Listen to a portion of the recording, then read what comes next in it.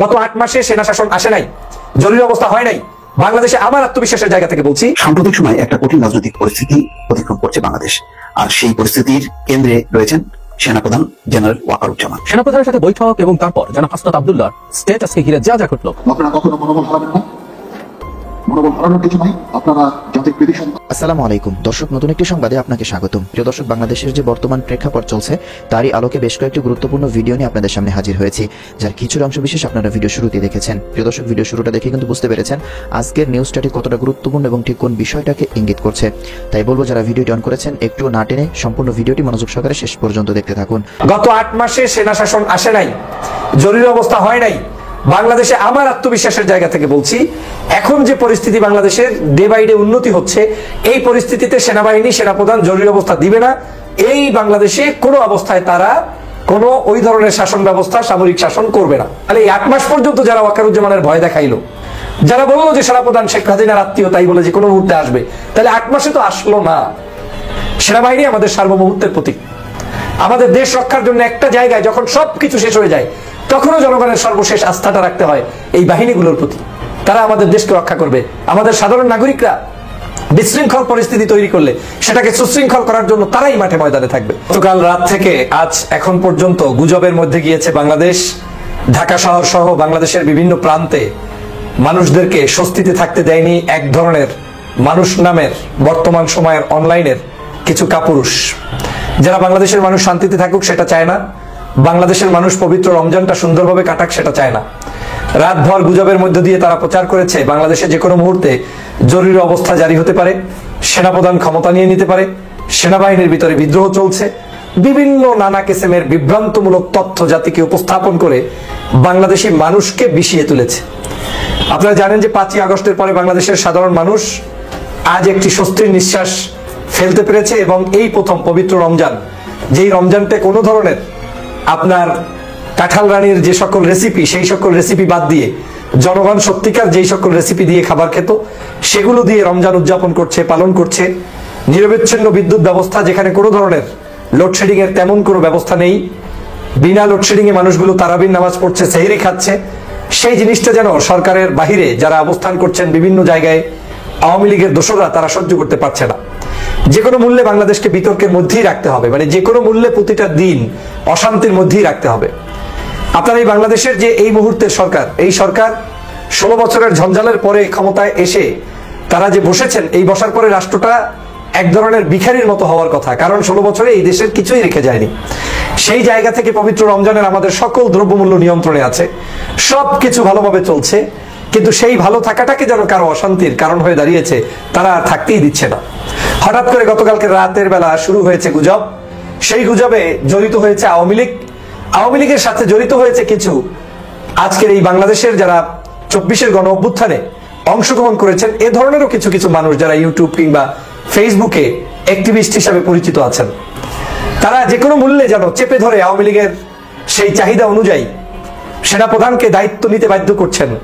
তারা যে কোনো মূল্যে চেপে ধরে বাংলাদেশে জরুরি অবস্থা ঘোষণা করেই ছাড়বেন, এরকম একটা ভাব। মানে যেই সিদ্ধান্তটা সেনাপ্রধানের নাই, যেই সিদ্ধান্তটা ক্যান্টনমেন্টে নাই, যেই সিদ্ধান্তটা সরকারের মধ্যে নাই, এমনকি আজকের সরকারের একজন উপদেষ্টার সচিব, যিনি ইতিমধ্যেই মানে মন্তব্য করেছেন যে বাংলাদেশের কোথাও কোনো জায়গায় এই ধরনের পরিস্থিতি নেই, এবং তিনি জানেন না যে এরকম জরুরি অবস্থা হতে পারে কিংবা হবে।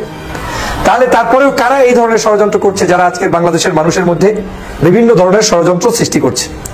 আপনারা জানেন দেশে জরুরি অবস্থা জারির বিষয়ে যা বলেছেন স্বরাষ্ট্র সিনিয়র সচিব, এই স্বরাষ্ট্র মন্ত্রণালয়ের সিনিয়র সচিব আজকে তিনি মন্তব্য করেছেন। তিনি বলেছেন যে এই বিষয়ে মন্তব্য করার কিছু নেই। সাংবাদিকরা জিজ্ঞেস করেছেন, তিনি বলেছেন যে কোনো কিছুই এরকম ঘটেনি। তারপরেও একটি গ্রুপ বাংলাদেশে এটাকে নিয়ে সারা রাত প্রচার করেছে। এমনকি কেউ কেউ শেখ হাসিনাকে সকালবেলা ফজরের নামাজ বাংলাদেশেই পড়িয়েছে বলে বিভিন্ন জায়গায় ফেসবুকে প্রচার করেছে। এবং এমন একটা পরিস্থিতি দাঁড়িয়েছে যে বাংলাদেশের এখন সাধারণ মানুষও এখন কোনটা গুজব কোনটা সত্য সেটা আর অনুধাবন করতে পারে না। এখন সবাই এই ট্রোল করছে শেখ হাসিনাকে নিয়ে, যে শেখ হাসিনা এখন আমার বাসায় অবস্থান করছে, শেখ হাসিনা এখন আমার বাংলাদেশে এসেছে, শেখ হাসিনা এই মুহূর্তে আমার বাসার আশেপাশে ঘোরাফেরা করছে।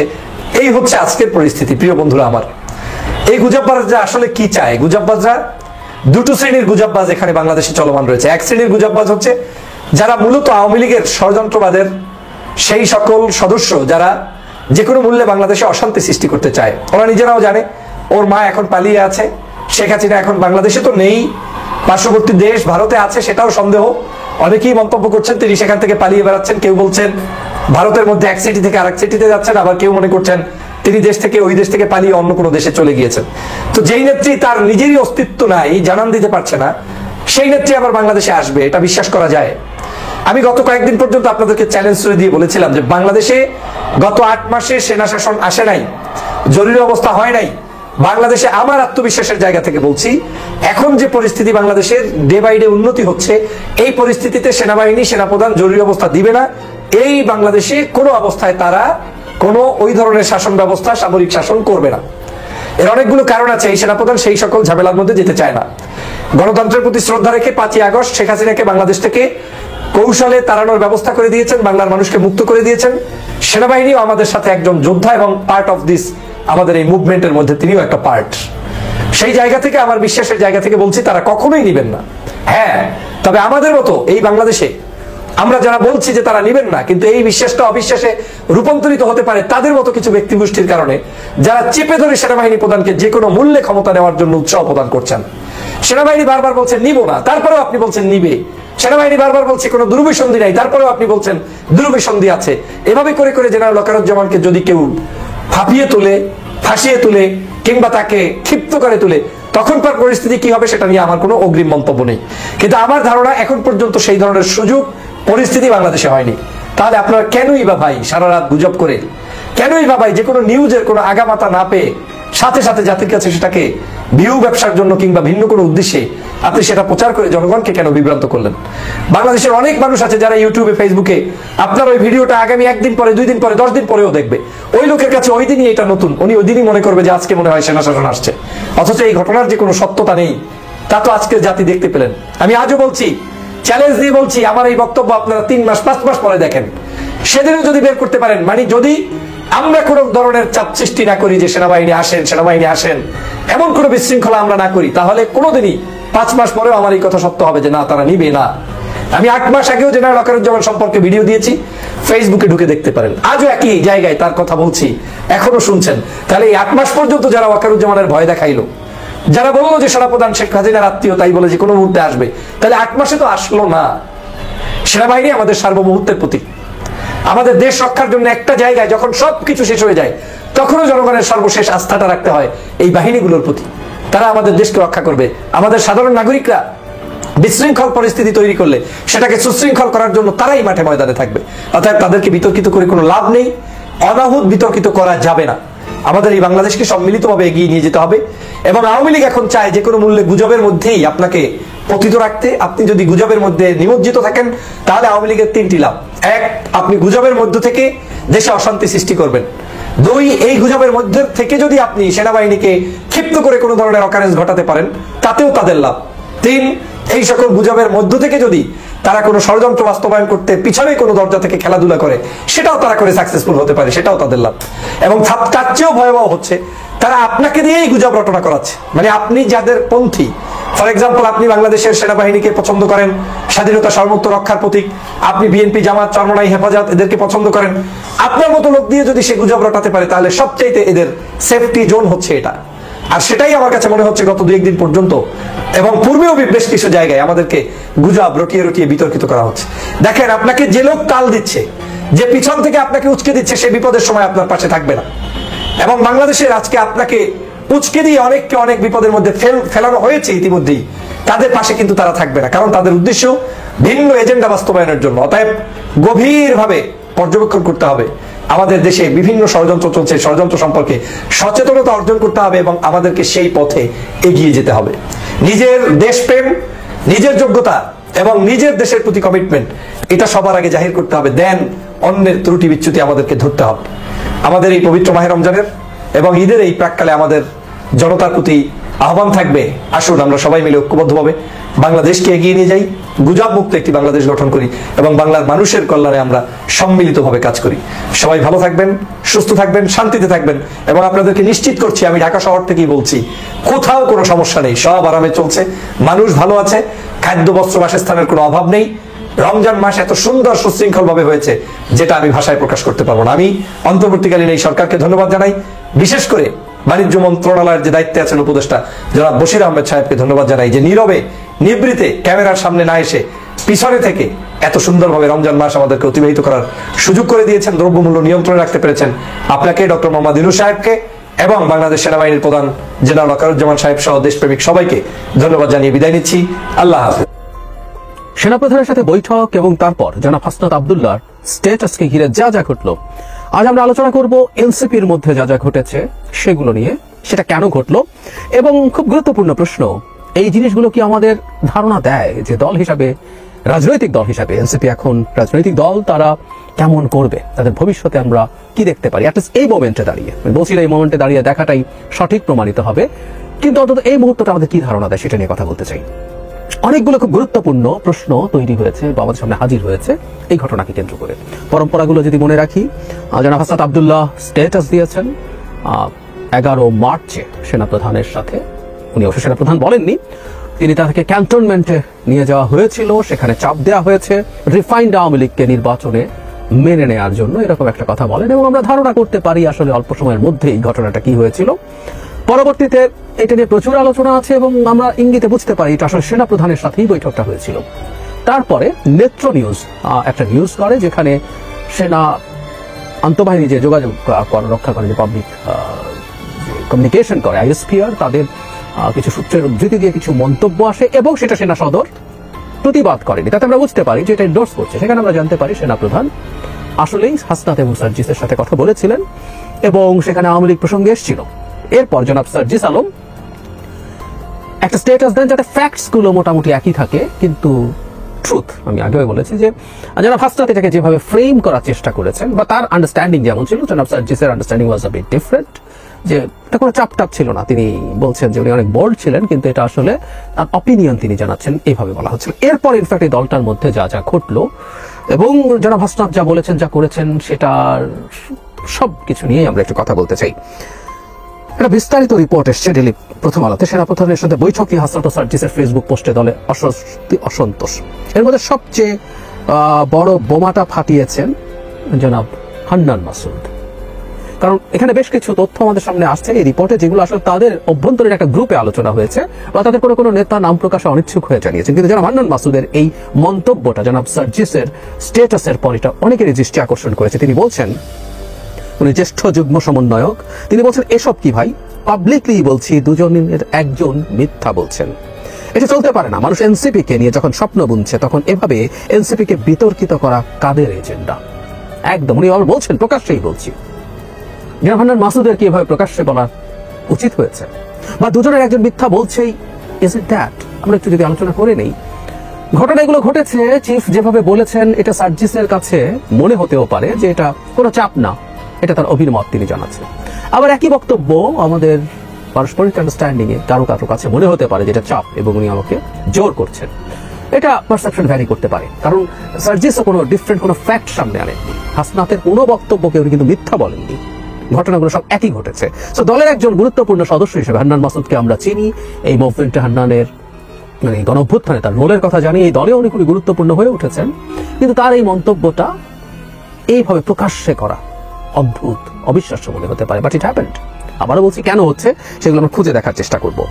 এর মধ্যে যেটা হয়েছে, হোয়াটসঅ্যাপ গ্রুপে অনেক আলোচনা হয়েছে, এর মধ্যে নামই আছে খালেদ সাইফুল্লাহ নামের একজন নেতা লিখেছেন, গুটি কয়েক ব্যক্তি তাদের ব্যক্তিগত চিন্তা প্রসূত কথাবার্তা কোনো ধরনের সাংগঠনিক সিদ্ধান্ত ছাড়াই বাইরে প্রকাশ করছেন, ব্যক্তিগত রাজনীতি হাসিলের জন্য যখন যা কিছু করে বেড়াচ্ছেন সেগুলো যে স্ববিরোধী হয়ে যাচ্ছে সেটা নিয়ে তাদের কোনো উদ্বেগ নেই। এখানে একটা কথা উনি গুরুত্বপূর্ণভাবে বলেছেন, ব্যক্তিগত রাজনীতি হাসিলের জন্য। ইম্পর্টেন্ট, এটা আমরা মনে রাখবো, আমি সেই জায়গায় আসবো। যদি সেলিব্রিটি ফেস, কন্ট্রোভার্সি আর পপুলিজম দিয়ে রাজনীতি করতে চান, তাহলে আমাদের পার্টি থেকে বাদ দিয়ে টিকটকারদের এনে বসিয়ে দেন, বুঝতে পারছি আমরা। আরেকজন বলছেন, একটি দলের সদস্য হয়ে ব্যক্তিগত জনপ্রিয়তা অর্জনের রাজনীতি করবেন না, দলের কথাও ভাবতে হবে।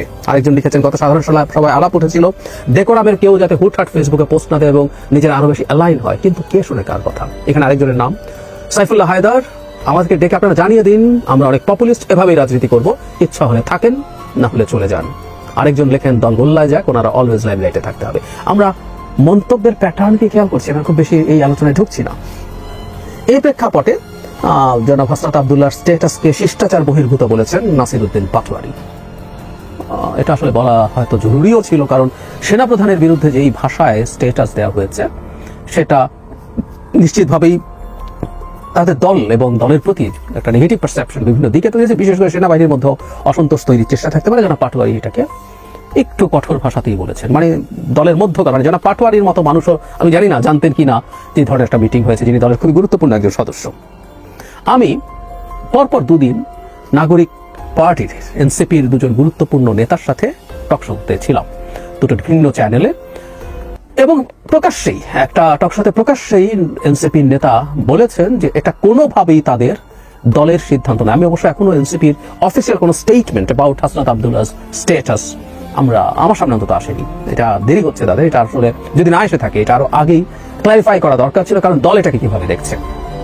তো তিনি অন রেকর্ড বলেছেন যে এটা আসলে দলের দল এটাকে এন্ডোর্স করছে না এবং দলের পক্ষ থেকেও তারা সেখানে যাননি। তাহলে আমরা খেয়াল করি মোটা দাগে তাহলে ব্যাপারটা এই দাঁড়ালো, হাসনাত সার্জিস আলাদাভাবে যোগাযোগ করে তাদেরকে ধরে টরে নিয়ে গেছে বা ডেকে নিয়ে গেছে এরকম না, তারা যোগাযোগ করে সেনাপ্রধানের সাথে দেখা করেছেন, তারা এই আলাপগুলো করে এসছেন, অথবা তাদেরকে যদি সমন করে নিয়েও যাওয়া হয় বা আমন্ত্রণ করে নিয়েও যাওয়া হয়, এই প্রত্যেকটা পদক্ষেপ অন্তত তাদের একটা কোর কমিটি আছে, সেই কমিটির জানার কথা ছিল যে আমাদেরকে ডাকা হয়েছে, আমরা যাচ্ছি, কি বিষয়ে আলোচনা হতে পারে, কি বলবো আমরা, কি করবো, তাদের একটা যাওয়ার আগেই একটা বৈঠক হওয়ার কথা ছিল বা উচিত ছিল খুব স্বাভাবিকভাবেই। সেটা তারা করেননি, তারা গেলেন, তারা এসে এমনকি ফেসবুক স্ট্যাটাসে দেওয়ার আগ পর্যন্ত সম্ভবত খুব গুরুত্বপূর্ণ অনেকেই জানতেন না তারা এই কাজটা করেছেন। মানে তো অবিশ্বাস্য ব্যাপার, দুজনের একজনও অন্তত কোর কমিটি, আমরা এখনো জানি না তাদের ডিসিশন মেকিং কিভাবে হয়, আমি ধরে নিচ্ছি তাদের একটা কোর কমিটি আছে যেটার কথা তারা বলেন সেটাই নেয়, ফিরে এসে অন্তত তাদেরকে তো ব্রিফ করার কথা ছিল, তারপর সেটা নিয়ে কি করবেন না করবেন। নট অনলি দ্যাট, এত বড় একটা ব্যাপার ফেসবুকে দেওয়ার জন্য জনাব হাসনাত আব্দুল্লাহর কিন্তু দলের সাথে আলোচনা করা দরকার ছিল। উনি কি করেছিলেন? আচ্ছা, যদি করে থাকেন এবং দল যদি বলে স্ট্যাটাস দাও, কোর কমিটি বা টপ যে লিডারশিপ আছে তারা, ভয়ঙ্কর কথা। তাহলে এই দল কি মনে করে, একটা রাষ্ট্র একটা স্টেট কিভাবে ফাংশন করে, রাজনীতি কিভাবে করতে হয়, কি বোঝে তাহলে? আর যদি দল না জেনে থাকে, সেই দলের দুজন মুখ্য সংগঠকের একজন এবং জরুরি কথা সবচেয়ে পরিচিত ফেসদের একজন এরকম একটা ভয়ঙ্কর অভিযোগ নিজে নিজে দিয়ে দিলেন, নিজে নিজে এরকম করে ফেলা যায় এবং তার বিরুদ্ধে কোনো ব্যবস্থা, কোনো পদক্ষেপ নিচ্ছেন তারা। আবার যারা সার্জিস আলম, আমি সার্জিসের এবারকার স্ট্যাটাসটাকে আমার কাছে টু সাম এক্সটেন্ট, এই ঘটনাটা ঘটে যাওয়ার পর এটা দলের প্রতি কিছুটা সহানুভূতি তৈরি বা অ্যাটলিস্ট ডিএসকালেট করা মিলিটারির সাথে টেনশনকে, সেই হিসাবে কাজ করবে। সুতরাং তিনি আলাপ করে দিয়েছেন কিনা জানি না, তিনি আলাপ না করেও যদি দিয়ে থাকেন, স্টিল এটা কিছুটা ডিএসকালেশন হয়েছে। যেমন নাসিরউদ্দিন পাটোয়ারি যেভাবে এটাকে শিষ্টাচার বহির্ভূত বলেছেন, এটার মাধ্যমে এটাকে ডিজোন করার যে টেন্ডেন্সি সেটা, এবং হান্নান মাসুদের মতো একজন মানুষ প্রকাশ্যে দুজনের একজন মিথ্যা বলছেন, দুজনের একজন মিথ্যা না বলতেও পারেন, কারণ আসলে ওই যে বলেছেন একটু আগেই ব্যাখ্যা করেছি, কিন্তু প্রকাশ্যে এসে আবার এই কথাটা বললেন, তাহলে জনাব হান্নান মাসুদের এই দুইজনের প্রতি কোনো ক্ষোভ আছে যে উনি প্রকাশ্যে এই দুইজনকে মানুষের সামনে হিউমিলেট করতে চাইছেন? এই প্রশ্নগুলো যৌক্তিকভাবে আসবে, খুব স্বাভাবিকভাবেই আসবে। আর সোফার যা হয়েছে, আমি ধারণা করছি সার্কামস্টেন্সিয়াল এভিডেন্স দিয়ে যে এটা আসলে দলের সর্বোচ্চ পর্যায়ে বা জানতো না, তাদের যাওয়া, তাদের বৈঠক করে আসা, তাহলে তারা যেটা করলেন তাতে গ্রুপে যে আলাপগুলো হচ্ছে প্রায় প্রত্যেকে একই কথা লিখছেন যে ব্যক্তিগত জনপ্রিয়তার জন্য তারা এই কাজগুলো করছেন, ব্যক্তিগত রাজনীতি এই শব্দটাও কেউ কেউ লিখেছেন। তার মানেটা হচ্ছে এই পারসেপশন কি আছে যে জনাব হাসনাত এবং জনাব সার্জিস তাদের ব্যক্তিগত রাজনীতি করছেন। যদিও কেউ কেউ বলছেন যে তাদের মধ্যে একসাথে মিটিংয়ে কথা হয়েছিল যে এই জিনিসগুলো আলোচনা ছাড়া এই ধরনের স্ট্যান্ড নেওয়া যাবে না বা পলিটিক্যালি খুব সিগনিফিকেন্ট কিছু স্ট্যান্ড নেওয়া যাবে না, কিন্তু তারা করেছেন। তাহলে কি তারা ব্যক্তিগত রাজনীতি করছেন? প্রশ্ন আসবে। আমি একটা জিনিস মনে করি এই দুজনের ক্ষেত্রে, এই দুজন খুব সামনের ফেস ছিলেন, সামনের মুখ ছিলেন প্রথম দিকে কোটা আন্দোলনের। আমরা হাসনাত সার্জিসকেই বেশি দেখছিলাম। হোয়াট হ্যাপেন লেটার, তাদের সাথে সরকারের এক ধরনের আলোচনা শুরু হয়, আলোচনা করেন, এটা চাপের প্রেক্ষাপটেই হয়েছে, বলছি না তারা খুবই খুশি মনে তাদের নিজের সিদ্ধান্তে গেছেন, এটা আমরা বুঝতে পারি, তাদেরকে চাপ দিয়ে নেওয়া হয়েছে, চাপ অনেকেই দেওয়া হয়েছে, কিন্তু চাপ সহ্য করার সক্ষমতা সবার একই থাকে না। হাসনাত সার্জিস একটা পর্যায়ে তৎকালীন সরকারের গুরুত্বপূর্ণ মন্ত্রীদের সাথে বৈঠকে এসে এই মুভমেন্টকে উইথড্র করছেন, এই ধরনের ঘোষণা আমাদের সামনে দিয়েছিলেন, নিশ্চিতভাবেই চাপের ফলেই। কিন্তু যেটা হয় পরবর্তীতে এই নেতৃত্বটা, সামনের ফেসটা পাল্টে যেতে থাকে এবং জনাব নাহিদ আমাদের সামনে প্রধান ফেস হয়ে ওঠেন। তারপরে 6 জনকে যখন ডিবি ধরে নিয়ে যায়, তখন আরো অনেকগুলো ফেস আমাদের সামনে এসে হাজির হয়, যারা এই মুভমেন্টটাকে টেনে নিয়ে যান। তাহলে ওই সময় জনাব হাসনাত এবং জনাব সার্জিসের ওই জায়গা থেকে সরে আসা, তার ফলে কি সামহাউ তাদের এখন নিজস্ব যে ইমেজ আছে সেটাকে আরো বেশি বিল্ড করা, নতুন করে আরেকটু স্ট্রঙ্গার করা, সেই চেষ্টা তাদের দিক থেকে হয় বলেই কি তারা ব্যক্তিগতভাবে এই ধরনের সিদ্ধান্ত নেন? আমরা যারা হাসনাত এবং যারা জিসকে অনেক সময় দেখেছি, অনেক জায়গায় আমি এগুলো ব্যক্তিগতভাবে ভিডিও করেছি, অনেক বক্তব্য দিচ্ছেন, অনেক জায়গায় চলে যাচ্ছেন যেখানে আসলে একটা সময় ছিল যে কোনো কোনো জায়গায় যাওয়া, ঝামেলা মেটানোর চেষ্টা করা, এগুলো হয়তো দরকার ছিল, কিন্তু শেখ হাসিনার পতন এবং পালিয়ে যাওয়ার কয়েক মাস পরও তাদের এই ধরনের চর্চাগুলো ছিল। ফলে তাদের এই মনোযোগ ধরে রাখতে হবে, মনোযোগ আকর্ষণ করতে চান, এই ধরনের একটা মন্তব্য যে তাদের গ্রুপে এসছে, এটা হতেও পারে ওই কারণে, তাদের ওই যে ব্যাকগ্রাউন্ডটা আছে সেটার কারণে। Could be, I really don't know, হতে পারে। এখন আসলে মূল ব্যাপারটা কি, একটা রাজনৈতিক দল যখন রাজনৈতিক দল হয়ে উঠতে চায়, তাদের আমি বহুবার বলেছি, তারা ছোট, তারা তরুণ, তাদের বয়স late 20s, mid 20s, early 30s, সুতরাং তাদেরকে ক্ষমা সুন্দর দৃষ্টিতে দেখতে হবে। কেউ কখনো ক্ষমা সুন্দর দৃষ্টিতে দেখবে না। একটা দলের খুব গুরুত্বপূর্ণ একজন সদস্য সেনা প্রধানের সাথে বৈঠক করে তিনি একটা প্রাইভেট আলোচনাকে এভাবে প্রকাশ্য করে দিয়েছেন। এই যে ব্যাপারটা, এটার সৌজন্য, এটার নৈতিকতা এবং জরুরি কথা যেটা সিকিউরিটির প্রশ্ন, আমরা একটা দেশ কেমন দেখছি, কিভাবে দেখছি, আমরা কোন সিচুয়েশনে আছি, এবং এই সেনা প্রধানের বিরুদ্ধে খুব গুরুত্বপূর্ণ ইনফ্লুয়েন্সাররা, সোশ্যাল মিডিয়া ইনফ্লুয়েন্সাররা প্লট তৈরি করার চেষ্টা করছেন যে তাকে দায়িত্বচ্যুত করতে হবে, তাকে অপসারণ করতে হবে। সেই জায়গায় দাঁড়িয়ে এই ধরনের মন্তব্য, এই ধরনের ইঙ্গিত করা মানে কি, এগুলো তো তোমাকে বুঝতে হবে। তারপর দলের মধ্যে আমরা যা দেখছি, আসলে একজন একজনের বিরুদ্ধে সামহাও লেগে আছেন এবং এক একজন আসলে এক একভাবে নিজের প্রতি মিডিয়ার মনোযোগ ধরে রাখার চেষ্টা করছেন। যদি ইনফ্যাক্ট আমাদের দূর থেকে ব্যাপারগুলো এরকমই মনে হতে পারে, মনে হয়, তাহলে আসলে রাজনীতি এনাদেরকে দিয়ে হবে, এটা মনে করার কোনো কারণ নেই। এমনিতেই এই দলটাকে নিয়ে প্রচুর সমালোচনা শুরু হয়েছে, তাদের এক্সট্রাভ্যাগেন্ট বিভিন্ন ক্ষেত্রে নানান রকম প্রোগ্রাম, তাদের যাওয়া। এই যে আমি যখন ভিডিওটা রেকর্ড করছি তার আগে একটা নিউজ হচ্ছে জনাব সার্জিস উড়োজাহাজ থেকে নেমেছেন, একটু খুব বেশি এক্সপেন্সিভ কিছু না, এবং সময় বাঁচিয়ে উড়োজাহাজে যাওয়া যায়, দ্যাটস ফাইন, তার প্রাইভেট যেটা যান নাই। কিন্তু প্রায় 150 গাড়ির বহর নিয়ে, শতাধিক তো বটেই, অনেক জায়গায় দেখা যায় প্রায় 150 গাড়ির বহর নিয়ে তিনি গেছেন।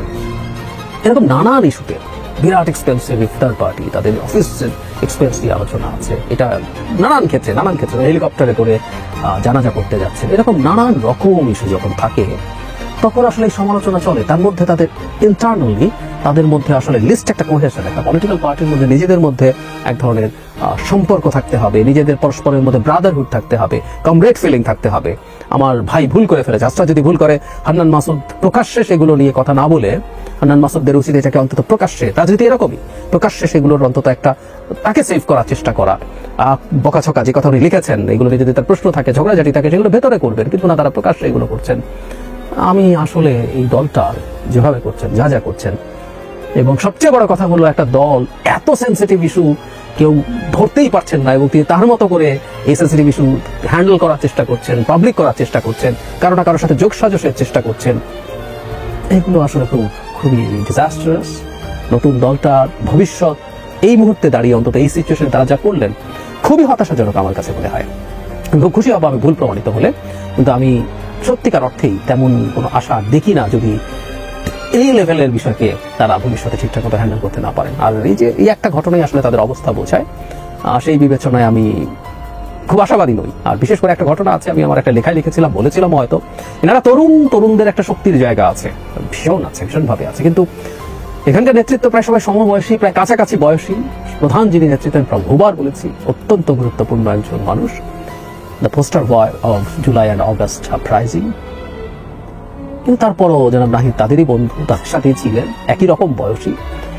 আমি বিশ্বাস করি তার যথেষ্ট জ্ঞান, প্রজ্ঞা, ধৈর্য আছে, কিন্তু তারই তো বন্ধু, কিছুদিন আগেই তো একেবারেই বন্ধু ছিলেন। ফলে ঠিক জানি না বাংলাদেশের মতো দেশে একেবারে এইরকম কিছু সমবয়সী মানুষ, যেখানে একটা ক্যারেক্টার যে টু সাম এক্সটেন্ট, আমি বলছি না কাল্ট হতে হবে, টু সাম এক্সটেন্ট কাল্ট না হলেও যাকে সবাই খুব গভীরভাবে একসেপ্ট করে, তার সাথে ডেমোক্রেটিক ডিবেট হবে, কিন্তু যার সর্বোচ্চ একটা জায়গা, তার সবকিছুর প্রতি একটা আস্থা আছে, যার প্রতি এক ধরনের অবিডিয়েন্স আছে, এরকম কিছু ছাড়া একটা দল দাঁড়াবে কিনা আসলে এই আমরা এনসিপি কে দেখেই ভবিষ্যতে বুঝতে পারবো। অন্তত প্রাথমিকভাবে মনে হচ্ছে এটাও তাদের একটা মেজর সংকট।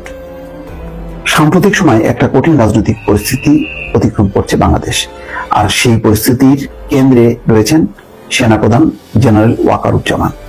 তাকে ঘিরে দেশের ভেতরে এবং বাইরে থেকে বেশ কিছু প্রচার প্রচারণা চলছে, যেটি সেনাবাহিনীকে, সেনাপ্রধানকে অবশ্যই বিব্রত করেছে, কিন্তু কোনো পরিস্থিতির মধ্যে এই ফাঁদে পা না দেওয়ার সিদ্ধান্ত নিয়েছে সেনাবাহিনী।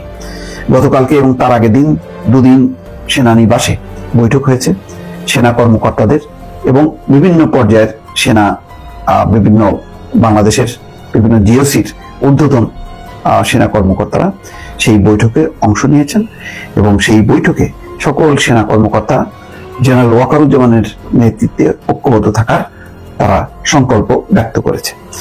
জেনারেল ওয়াকারুজ্জামান অত্যন্ত ধৈর্যের সঙ্গে পরিস্থিতি মোকাবেলারও পরামর্শ দিয়েছেন। দর্শক, সমকাল একটি রিপোর্ট প্রকাশ করেছে, তাতে নানান সূত্র ব্যবহার করেছে, যদিও আনুষ্ঠানিকভাবে আইএসপিআর বা সেনা সদর কোনো বিবৃতি দেয়নি।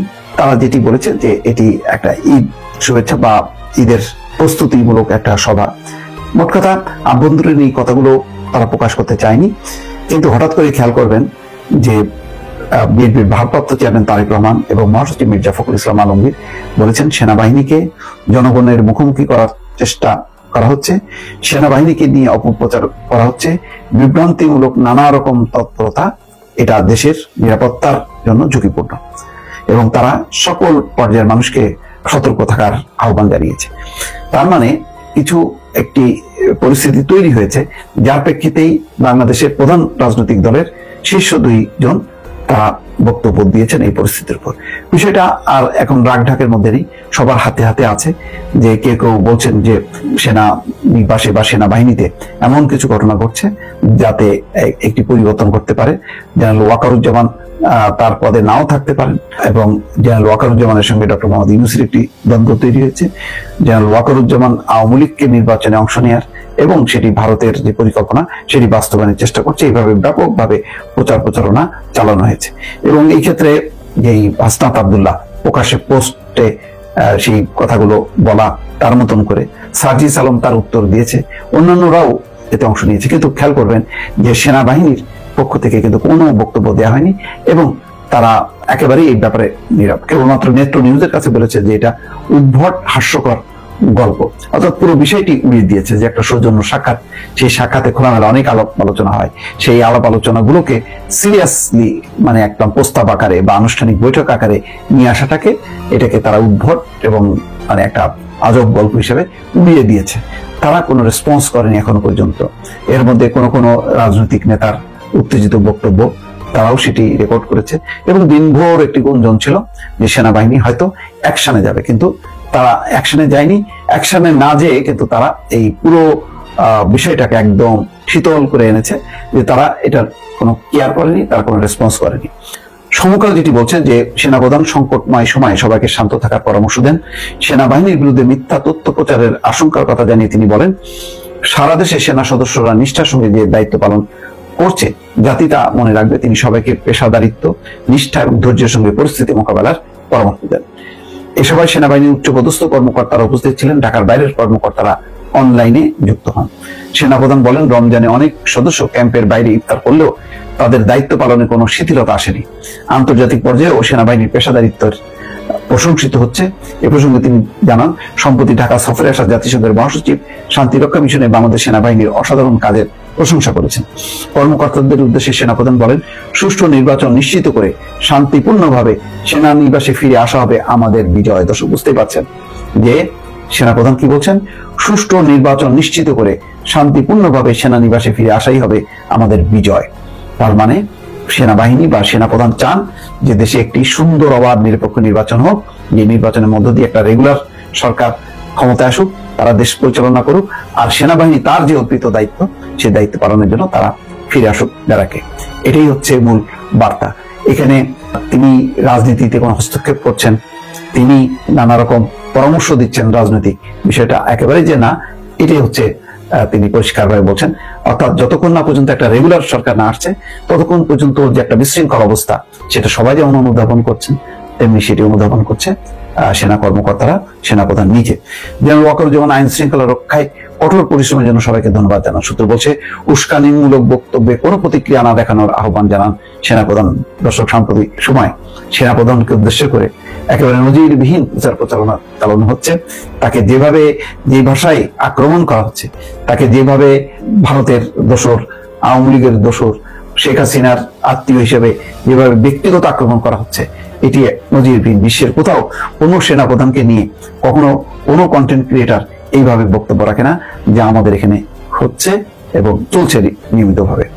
এতে উস্কানি, তিনি বলছেন যে এতে উস্কানিদাতারাই লাভবান হবে মন্তব্য করেন তিনি। গুজবে বিভ্রান্ত না হওয়ারও পরামর্শ দিয়েছেন তিনি। সেনাপ্রধান বলেন, সেনাবাহিনীর কাজ সম্পর্কে সরকার জানে, জনগণও জানে। নানা গুজব ছড়ানো হচ্ছে, কিন্তু দেশে কোনো জরুরি অবস্থা জারি হয়নি। জরুরি অবস্থা জারির মতো গুজবও ছড়ানো হয়েছে, কিছু নোটও প্রদর্শন করা হয়েছে, সেখানে বলা হচ্ছে যে জরুরি অবস্থা জারি করা হচ্ছে। তিনি সবাইকে ঠান্ডা মাথায় পরিস্থিতি সামাল দেওয়ারও পরামর্শ দেন। অপরাধের হার প্রতি বছরের তুলনায় প্রায় একই থাকলেও দৃশ্যমান অপরাধ জনমনে আতঙ্ক সৃষ্টি করছে বলে সেনাপ্রধান জানান। খুব বাস্তব কথা বলছেন। দৃশ্যমান অপরাধ জনমনে আতঙ্ক তৈরি করছে, তাই এসব অপরাধ প্রতিরোধে কার্যকর পদক্ষেপ নেওয়ার পরামর্শ দেন। যে কোনো ব্যবস্থা গ্রহণের ক্ষেত্রে অবশ্যই দৃঢ়তা বজায় রাখার কথা বলেন। তার মানে টাফ অ্যাকশনে হয়তো সেনাবাহিনী যেতে পারে, এমন একটা ইঙ্গিত কিন্তু রয়েছে এই বক্তব্যে। উগ্রপন্থার অনুসারীরা যাতে কোনো অস্বাভাবিক কিছু করতে না পারে সে বিষয়ে সতর্ক থাকার কথাও বলেছেন ওয়াকারুজ্জামান। ঐক্যবদ্ধ থাকলে দেশকে কোনো ক্ষতিকর শক্তি স্পর্শ করতে পারবে না বলেও অভিমত দেন সেনাপ্রধান। সোমবার রাতে এই সবার বিষয়ে জানতে চাইলে আন্তঃবাহিনী জনসংযোগ পরিদপ্তর বলেন, এটা নিয়মিত সভা, সেখানে সেনাপ্রধান সবাইকে ঈদের শুভেচ্ছা জানিয়েছেন। তার মানে সেনাবাহিনী তার আভ্যন্তরীণ প্রস্তুতি, তার লক্ষ্য, সেটাকে তারা প্রকাশ করতে চান না। তারা মানে কাজে বিশ্বাস করেন এবং তারা এই লক্ষ্য নিয়ে কাজ করবেন। এবং যেটা বলছেন যে একটা সুষ্ঠু নির্বাচনের পর সেনাবাহিনী ফিরে আসাটাই হবে তাদের বিজয়, সেই লক্ষ্যে তারা কাজ করছে। দর্শক বুঝতেই পারছেন, সেনাবাহিনীর পক্ষ থেকেও একটা ভালো, সুন্দর, শান্তিপূর্ণ নির্বাচন যাতে অনুষ্ঠিত হয় সেই তাগাদা রয়েছে। দর্শক, সুপ্রিয় দর্শক, আমি আশা করছি আজকের নিউজটা আপনারা সকলে মনোযোগ সহকারে শেষ পর্যন্ত দেখেছেন। তো আজকের নিউজটা দেখে আপনার কাছে কি মনে হয়েছে? আপনার মূল্যবান মতামত অবশ্যই কমেন্ট সেকশনে লিখে যাবেন। দেখা হচ্ছে পরবর্তী কোনো আপডেট নিউজে। সে পর্যন্ত সুস্থ থাকবেন, ভালো থাকবেন, আমার জন্য দোয়া করবেন। আসসালামু আলাইকুম ওয়া রাহমাতুল্লাহি ওয়া বারাকাতুহু।